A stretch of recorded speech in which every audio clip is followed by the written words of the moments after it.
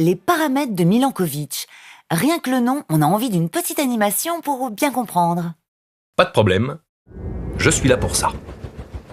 Depuis 2 millions d'années, la Terre alterne régulièrement entre périodes glaciaires et périodes interglaciaires.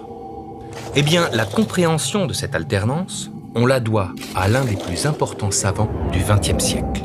Ah ok, compris, Milankovitch, c'est bien ça. Exact, Milutin Milankovitch. En fait, ces glaciations et déglaciations sont directement liées à l'ensoleillement de la Terre, à la chaleur qu'elle reçoit, si tu préfères. Eh bien, cette chaleur n'est pas constante et varie en fonction de 3 paramètres astronomiques que l'astronome serbe a découverts. D'où le nom paramètre de Milankovitch. Absolument. Le premier paramètre, c'est l'obliquité de la Terre. On le sait tous, la Terre tourne sur elle-même autour d'un axe incliné. Cette inclinaison est d'ailleurs responsable des saisons. Quand la Terre se présente de cette manière face au Soleil, vous le voyez, les rayons du Soleil sont beaucoup plus concentrés dans l'hémisphère nord que dans l'hémisphère sud. C'est l'été dans l'hémisphère nord et l'hiver dans l'hémisphère sud. 6 mois plus tard, c'est l'inverse.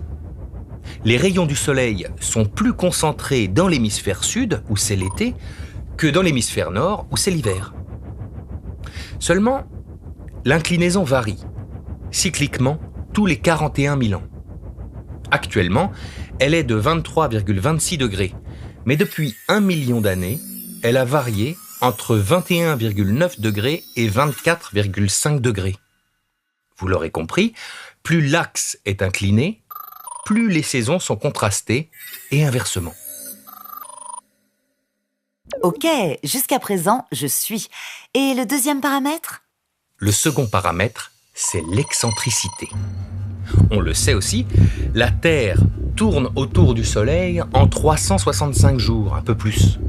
Seulement, la trajectoire qu'elle emprunte oscille tous les 100 000 ans entre un cercle presque parfait et une ellipse. En fonction de ces variations, vous le voyez, la Terre est donc plus ou moins proche du Soleil. Elle reçoit donc plus ou moins de chaleur. Et le troisième paramètre ? Ah, le troisième est un peu plus complexe. C'est la précession des équinoxes. En plus de tourner sur elle-même, la Terre tourne à la façon d'une toupie. La direction de l'axe de la toupie varie et décrit un cercle. Eh bien, c'est pareil pour la Terre. L'axe de rotation terrestre décrit un cercle en 23 000 ans. À cause de cette précession, les saisons ne se passent pas au même endroit sur l'orbite. Il y a 11 000 ans, l'été dans l'hémisphère nord se produisait quand la Terre était au plus proche du Soleil. C'était donc des étés très chauds. Avec la précession, il se passe désormais quand la Terre est au plus loin du Soleil. Les étés dans l'hémisphère nord sont donc plus frais qu'il y a 11 000 ans. C'est la combinaison de ces 3 paramètres orbitaux, l'obliquité, l'excentricité et la précession, qui influencent le climat de la Terre. Ok, compris. Et concrètement, qu'est-ce qui fait entrer la Terre en glaciation, par exemple ?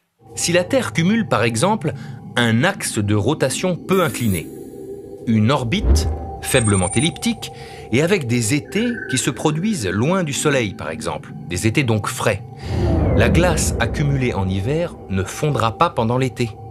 Cela favorisera une entrée en phase de glaciation.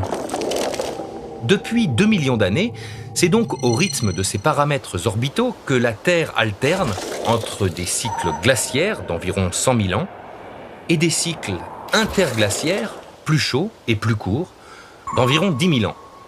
Nous sommes aujourd'hui dans une période interglaciaire inhabituellement longue, qui a débuté il y a 11 000 ans.